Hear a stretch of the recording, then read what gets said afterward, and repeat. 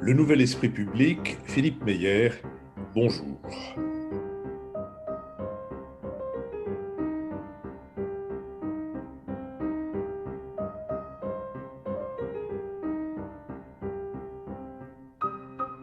Bonjour, merci de nous avoir rejoints pour ce nouvel épisode de nos suppléments, de nos badas consacrés à la culture et qui essayent de donner des visages et des voix à des artisans ou à des acteurs du monde de la culture, ce qui nous conduit aujourd'hui à rencontrer un journaliste biographe, Bertrand Dical. Bertrand Dical, bonjour.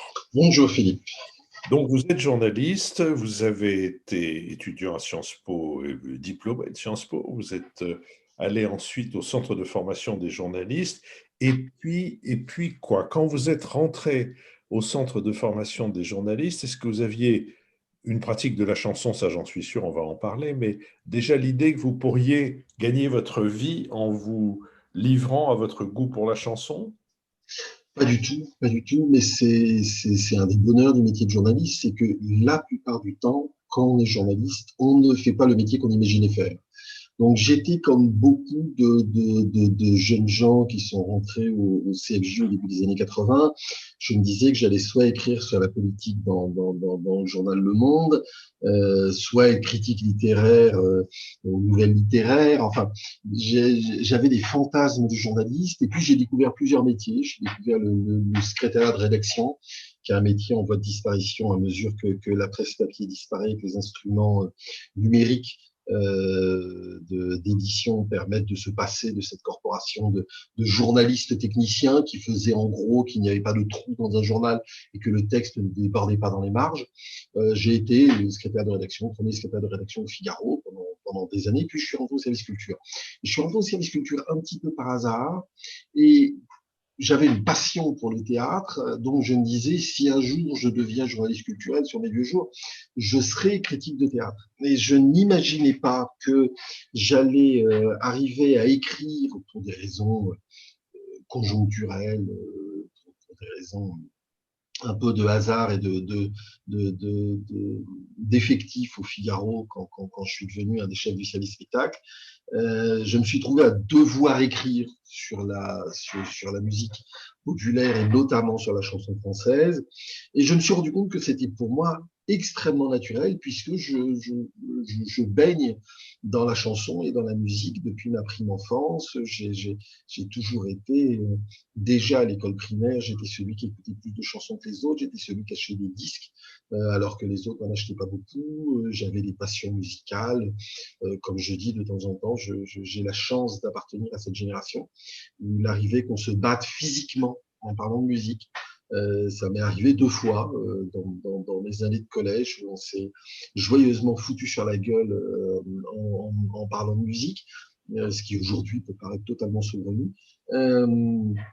Et voilà, donc pour moi c'était assez naturel de parler de chansons, même si je n'imaginais pas du tout en faire mon métier il y a une trentaine d'années quand j'ai commencé à le faire. Vous êtes né au début des années 60. Qu'est-ce que vous écoutiez? J'écoutais tout. Alors j'ai la chance d'avoir une mère qui a une vraie passion pour la chanson. On dit toujours que le premier album de Serge Gainsbourg s'est vendu à quelques centaines d'exemplaires et le deuxième album s'est vendu encore moins. Et ben dans le encore moins, il y a ma maman. Le deuxième album de Gainsbourg, celui avec Mambo Miam Miam, Jeunes femmes et vieux messieurs, l'album le moins connu de Gainsbourg, il était à la maison. Donc il y avait beaucoup de chansons. Ma mère écoutait énormément la radio, était extrêmement fidèle à France Inter et à France Culture. Donc on écoutait énormément la radio à la maison. Et mon père est antillais, fou de jazz, fou de musique sud-américaine, et donc on écoutait aussi de la musique antillaise à la maison.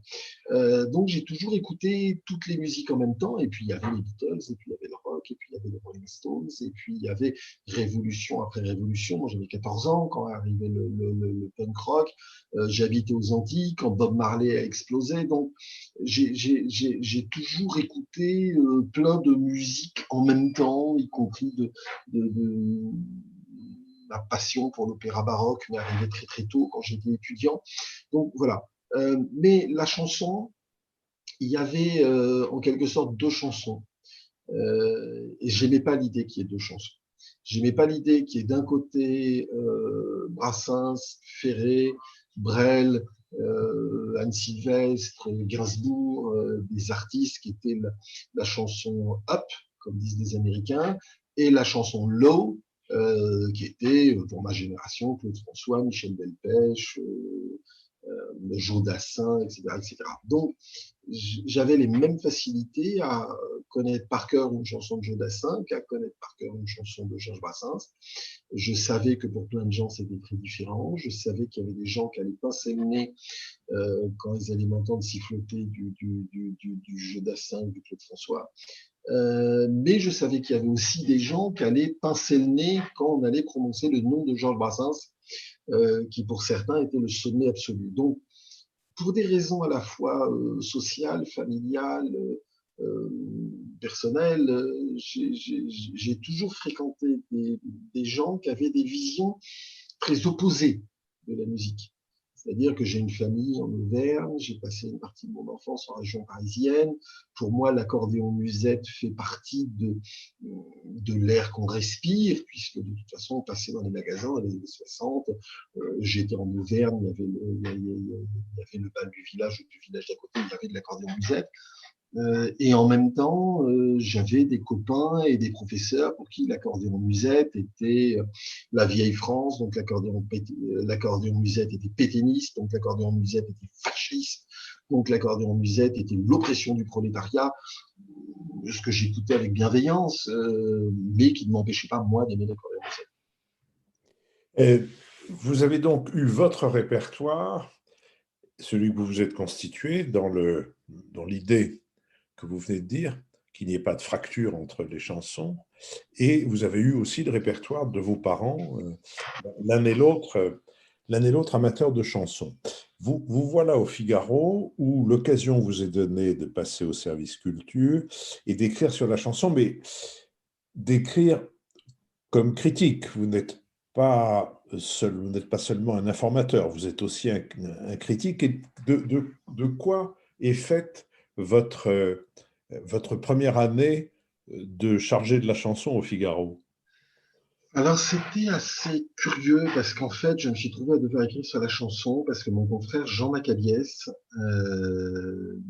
mon prédécesseur, qui avait été critique à François et qui avait été un grand critique ensuite au Figaro, est mort brutalement en sortant d'un spectacle. Il a eu l'hémorragie cérébrale dans la rue et il est mort quelques jours plus tard. Donc, je me suis trouvé à écrire et notamment à devoir honorer les rendez-vous qu'il avait pris. Et je me souviens qu'un des premiers concerts où je vais en devant écrire la critique, c'était un concert de Patricia Cass. Patricia Cass que j'entendais à la radio, j'aimais bien certaines chansons, j'en aimais pas d'autres, je l'avais jamais rencontrée. Et être critique, comme je dis toujours, c'est de l'autobiographie. C'est-à-dire qu'on n'est pas en train de raconter sa vie, on est en train de raconter ce qu'on sent. Et quand il m'arrivait de devoir enseigner, expliquer, transmettre, soit à des stagiaires, soit à des jeunes journalistes, soit dans une école de journalisme, expliquer ce que c'est que la critique. La critique, c'est dire ce qui se passe à l'intérieur. C'est-à-dire que peu importe que la chanson soit bonne ou mauvaise, si elle vous console, elle vous console.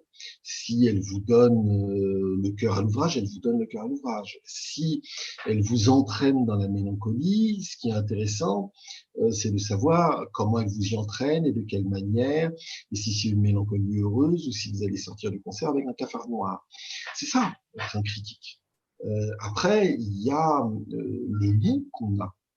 Il y a l'histoire dans laquelle tout cela s'insère.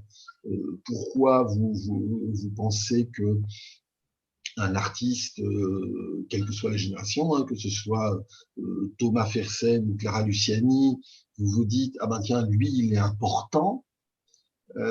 C'est une vision extérieure, objective, d'une certaine façon, qui est sur l'histoire du genre. Et puis, deuxièmement, sur ce que vous ressentez vous. C'est-à-dire, est-ce que ça me touche? Est-ce que ça me touche à beaucoup d'endroits? Est-ce que c'est une émotion dont je sens pendant le concert, en regardant autour de moi et même en ressentant ce que je ressens? Est-ce que c'est une émotion plutôt aristocratique, plutôt élitaire, ou est-ce que c'est quelque chose qui peut toucher beaucoup de gens, ou est-ce que c'est quelque chose qui va toucher le très très grand public à un endroit où moi j'ai pas envie d'être touché? Voilà, c'est ça.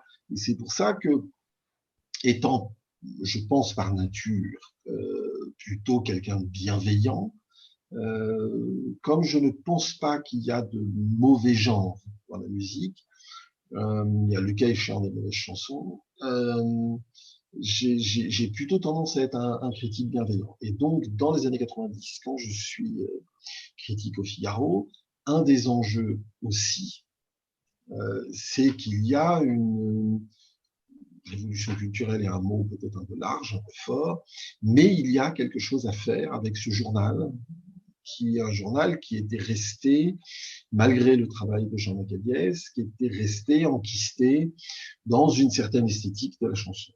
C'est-à-dire que il y avait une idée du bien chanté qui faisait que, grosso modo, Aznavour, Sardou, Eddie Mitchell étaient un peu le cœur de cible et le cœur de métier de ce journal en ce qui concernait la chanson. Il y avait un regard assez méfiant sur toute une partie de la chanson parce que de gauche, hein, parce que Maxime Le Forestier, Alain Souchon étaient des gens qui ne cachaient pas leur appartenance à un camp opposé à celui du Figaro. Et donc, il y avait beaucoup à faire. Et c'est pour ça que pendant 17 ans, 18 ans où j'ai été critique au Figaro, j'ai éprouvé énormément de plaisir parce que j'avais une page blanche. C'est-à-dire que j'avais le droit de parler de ce dont j'avais envie de parler. Je pouvais aller voir Thiéphène, je pouvais interviewer Thiéphène, le plus angoissé des deux, c'était lui, qui se disait, mais bon sang, qu'est-ce que va me faire le Figaro? Je suis détesté par le Figaro, ils n'ont jamais parlé de moi, ils veulent pas parler de moi. C'est comme ça que j'ai écrit sur des rappeurs au Figaro, sur des gens du rock, sur des gens qui, a priori, parce qu'il n'y a là que des a priori, était opposé de ce qu'aurait été l'image du Figaro. Et je dis toujours, il est beaucoup plus simple d'être un journaliste de gauche dans un journal de droite que d'être un journaliste de droite dans un journal de gauche.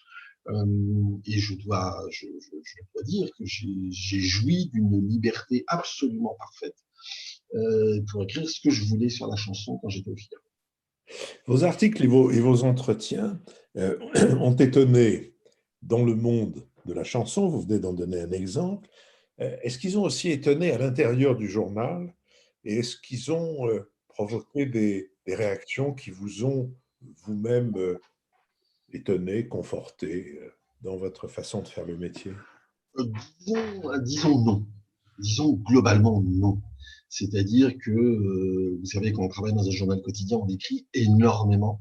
On fait à peu près 250 articles dans l'année, donc 250 artistes.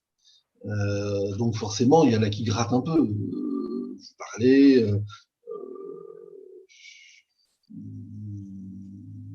m'est arrivé, par exemple, quand j'ai écrit sur Marilyn Manson, quand au comité de rédaction on annonce Bertrand Dical est allé en Allemagne, bien sûr j'étais allé faire l'interview en Allemagne, et aller en Allemagne interviewer Marilyn Manson, il y a eu 2-3 frissons autour de la table, mais tout le monde savait aussi que j'avais toujours cette idée d'expliquer, de voir ce qu'il y a à l'intérieur de la chanson, à l'intérieur des artistes, à l'intérieur de la musique, et c'est un travail de journaliste. C'est-à-dire que le journalisme culturel, c'est pas différent d'un autre journalisme. On explique pourquoi Marilyn Manson est ainsi, ce qu'il raconte, à quel public il s'adresse, et on n'est pas en train de dire nécessairement que l'on est tout à fait d'accord avec lui. Donc, il y a eu de temps en temps quelques petites choses qui grattaient un peu.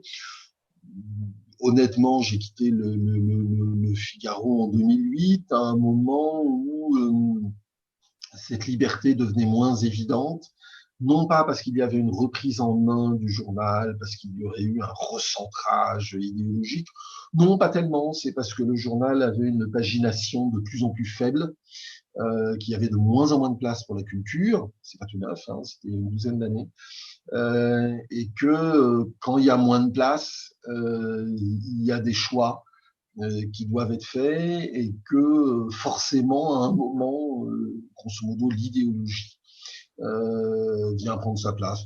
Donc, voilà, j'ai choisi d'aller vivre d'autres aventures ailleurs. Alors, depuis, j'ai oublié peut-être qu'il fallait préciser tout à l'heure que Marilyn Manson s'appelait Marilyn de manière tout à fait occasionnelle, aventureuse et mensongère. Il s'appelait Oui, Brian. Si je me oui, souviens c'est un bien. très grand garçon qui fait 1,95 m, un truc comme ça. Et, Et c'est que un personne. Manson était une référence à l'assassin, entre autres, de Sharon Tate et Marilyn à Marilyn Monroe. Ce qui pouvait en effet, je précise ça parce que ça pouvait en effet être de nature, c'est du moins l'idée qu'on s'en fait de l'extérieur, à inquiéter un peu les rédacteurs et les lecteurs du Figaro. Vous quittez le Figaro pour la raison que vous venez de dire, donc le fait que la pagination se réduit et que la culture est souvent victime, la culture et l'international sont souvent les deux victimes de la réduction des pages dans les journaux. Vous allez vivre votre vie comme indépendant, vous écrivez des livres, vous écrivez des biographies, vous avez écrit La chanson pour les nuls, qui est un ouvrage fort recommandable aux nuls et même à ceux qui ne le sont pas. On reviendra sur les biographies que vous avez écrites et vous êtes à la radio, vous y êtes toujours aujourd'hui, vous êtes à France Info, où vous mettez en rapport les chansons avec l'histoire, avec l'actualité, etc. Mais vous continuez aussi à être un, comment dire, une sorte d'auditeur professionnel, un spectateur professionnel, et vous allez de récital en concert et de concert en festival. Comment est-ce que vous trouvez que le monde de la chanson a évolué depuis que vous en étiez devenu un observateur patenté? Vous savez, il y a une phrase de Georges Brassens que j'aime énormément, qui est dans une des chansons qu'il n'a pas enregistrée lui-même, mais qui était terminée à sa mort et qu'il a laissée à d'autres après lui, et qui dit Malheur à celui qui peut chanter quand Rome brûle tout le temps. Et je pense pas qu'il y ait dans la culture populaire un avant, un après. Je pense qu'il y a un continuum. Je pense il y a pas d'âge d'or. L'âge d'or finit tous les jours et l'âge d'or recommence tous les jours. On est vraiment en tuilage. Donc, effectivement, il y a des moments de rupture. 1918 est un très grand moment de rupture pour la culture populaire française. 45 l'est un peu moins, paradoxalement. 1959-61, c'est un vrai moment de rupture avec l'arrivée du rock'n'roll, les Guilliers, etc. Mais je pense qu'il y a ces dernières années, on prend allez, grosso modo une dizaine d'années, il y a la continuation d'un mouvement. C'est-à-dire que très clairement, la grande révolution des années 50, c'est-à-dire l'arrivée des ACI, les auteurs, compositeurs, interprètes, les Félix Leclerc, alors historiquement c'est d'abord Félix Leclerc, puis Georges Brassens, Guy Béard et ainsi de suite, Jacques Brel, Léo Ferré, etc. Ces artistes qui sont souvent habillés d'une guitare et qui racontent à la première personne des chansons qui parlent d'eux, la mauvaise réputation de Georges Brassens, ils ont gagné. Ils ont définitivement gagné. C'est-à-dire qu'aujourd'hui, il n'y a pas de proportion mesurable, mais une immense majorité des artistes dans le rock, dans les musiques urbaines, dans la chanson, s'expriment à la première personne du singulier puisqu'ils écrivent eux-mêmes leurs chansons. Donc là, Brel, Brassens, Ferré ont gagné.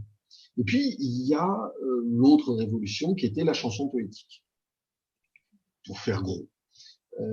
Et cette chanson recule continuellement.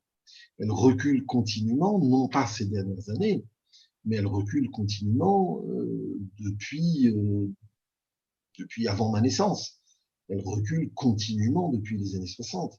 Il ne faut pas oublier que il y a un moment où Jacques Brel quitte sa maison de disques et où un certain nombre d'artistes de son époque n'ont plus de maison de disques parce que Philips et quelques autres décident de donner la priorité à la nouvelle vague qui est Johnny Hallyday. Et donc, ce qui est sûr, c'est que une certaine chanson, cette chanson enracinée rive gauche, pour faire gros, recule peu à peu dans un mouvement lent, continu, constant, qui correspond aussi à la consommation de musique que nous faisons, nous Français. Et que aujourd'hui, il y a un mouvement majeur qui est que, effectivement, on allume la radio, on entend du hip-hop. Les gamins, il suffit de fréquenter les adolescents, même sans en avoir fait de la chair de sa chair, mais il suffit de fréquenter les adolescents, des enfants, même pour se rendre compte qu'ils écoutent massivement du rap et des musiques urbaines. Donc, il y a une raison d'être triste et il y a une raison d'être extraordinairement fier. Et je pense que quand on parle de chansons françaises, surtout quand on appartient à notre génération, on a une tendance à la déploration. En disant, c'est vrai, il n'y a plus de texte, rendez-vous compte, Souchon à 75 ans, il n'est pas remplacé, qui est le nouveau Souchon, qui est le nouveau Jeanne Brel, qui est le nouveau Brassens, etc. Juste un truc, tout simple, 76% de la consommation de musique en France, de la consommation payée, concerne de la musique française. Il n'y a que 2 pays à faire mieux dans le monde, les États-Unis et le Japon. Et quand je dis ils font mieux, le Japon fait même un tout petit peu moins. Si on prend les albums vendus, les albums streamés, les albums téléchargés, c'est-à-dire la consommation payante de musique, sur les 20 albums les plus vendus en France en 2020, il y en a 19 qui sont français. 19 sur 20. Et on va dire, ah bah oui, mais c'était une année exceptionnelle. Bah, c'était la même chose en 2019, c'était la même chose en 2018. 19 sur 20. Et là, on a à la fois une fierté, je ne vois pas d'autre mot que fierté.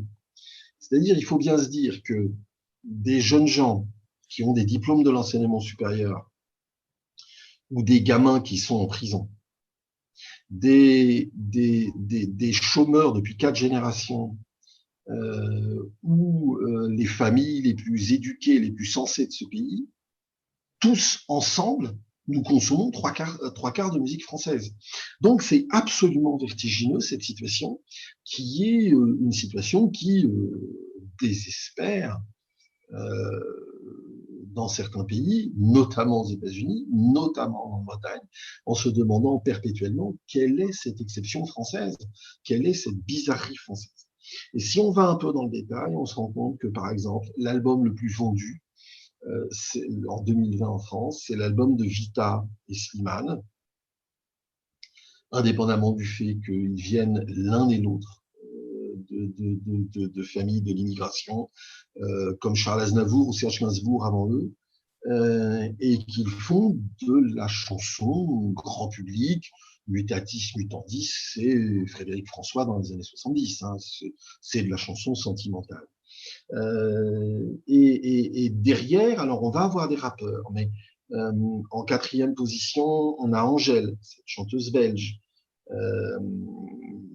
qui est une chanteuse qu'on résume un peu rapidement en disant que c'est une chanteuse MeToo. Il y a Francis Cabrel qui est 7e. Il y a les Enfoirés qui, comme tous les ans, sont dans le peloton de tête, ils sont 10e.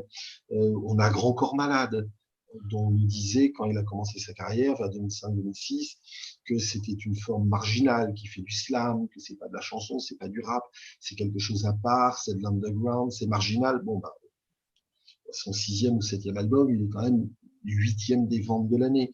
On a Julien Doré, on a Indochine, on a Vianney, on a un album posthume de Johnny, on a Kenji Girac, qui fait de la chanson pour battre des mains sur la plage. Donc, on a une extraordinaire diversité de la scène française. Et là, j'ai pas cité tous les rappeurs hein, qui sont dans le classement, Nino, Jul, Nekfeu, PLM, Maes, Dadju.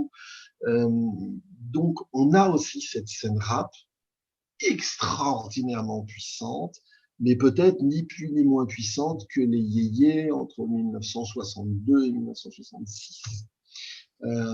Donc, on a effectivement une mutation majeure, mais qui est tempérée par le fait que de plus en plus, les autorités, le SNEP, le Syndicat national de l'industrie phonographique, la SACEM elle-même, se posent des questions sur la remontée du back catalogue. Alors, c'est un peu technique, mais c'est le fait que de plus en plus, le public écoute du back catalogue. Le back catalogue, c'est les vieux albums. Je parlais de Grand Corps Malade. Le premier album, Midi 20 de Grand Corps Malade, c'est du back catalogue. Les compilations de Francis Cabrel, pas son dernier album, Revenant, qui est classé dans le classement de l'année, mais ces compilations, c'est du back catalogue. Maurice Chevalier, c'est du back catalogue. Georges Brassens, c'est du back catalogue. Et cette mémoire de la musique prend de plus en plus de poids dans la consommation. Cette mémoire de la musique prend de plus en plus de poids.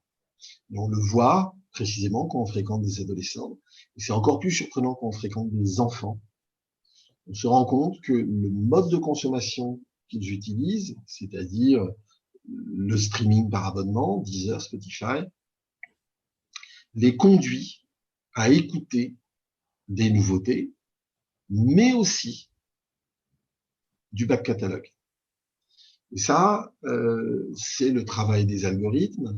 On peut trouver extrêmement déplaisant d'avoir une vie culturelle, intellectuelle, sensible, dominée par les algorithmes. Néanmoins, les algorithmes font ce travail-là. Les algorithmes font qu'une gamine aujourd'hui qui écoute du Clara Luciani, du Louane et du Pomme, des jeunes artistes apparus dans ces dernières années, va aussi écouter du Polnareff, va aussi écouter du France Gall, la France Gall des années 80, mais aussi la France Gall yéyé. Ils vont écouter du Michel Berger, ils vont écouter du Daniel Balavoine, et il suffit qu'ils cliquent pour dire qu'ils aiment un titre de Balavoine. L'algorithme va leur rajouter des titres de Balavoine, va leur rajouter des titres d'artistes qui sont considérés comme proches de Balavoine, donc va leur rajouter du Goldman, va leur rajouter des tubes des années 80. Et on va arriver à ce paradoxe qu'une de mes filles, adolescente, me demande il y a quelques mois, quand il y aura de nouveau des concerts, est-ce que tu pourras me dire quand Hélène est en tournée? Alors, c'est pas Hélène de Hélène et le garçon, c'est une chanteuse qui s'appelle Eileen, en fait, E-I-L-2-E-N, et c'est elle qui avait fait Ces bottes sont faites pour marcher, l'adaptation française de These Boots Are Made for Walking de Nancy Sinatra. C'est une chanson de 1966, et c'est une chanson qui est très, très, très, très haut dans ses recommandations sur Deezer. Donc, elle entend une chanson qui est de 1966, son père avait 3 ans, et elle la prend pour une chanson toute neuve. Elle la prend pour une chanson récente. Parce que la production, la voix, la thématique, le rythme, tout ça, elle croit que c'est une chanson de maintenant. Et je pense que il va y avoir une révolution, et cette révolution d'ailleurs est en cours. Je pense que les adultes vont vraiment s'en rendre compte dans un certain moment. C'est-à-dire que les algorithmes, la manière dont le business de la musique est construit aujourd'hui, avec des maisons de disques qui ont des back catalogues absolument gigantesques et qui veulent les faire fructifier, la consommation de musique va faire que, peut-être un peu comme la musique classique, notre chanson va être dans une vision très postmoderne, avec une timeline, excusez-moi le mot anglais, une chronologie, pardon, une chronologie complètement bousculée. C'est-à-dire qu'on va vers une consommation de la chanson dans laquelle, et de la musique populaire en général, dans laquelle on n'a plus de notion de la chronologie. Et de toute façon, on peut aimer la musique classique sans savoir qui a vécu le premier de Joseph Haydn ou de Rameau.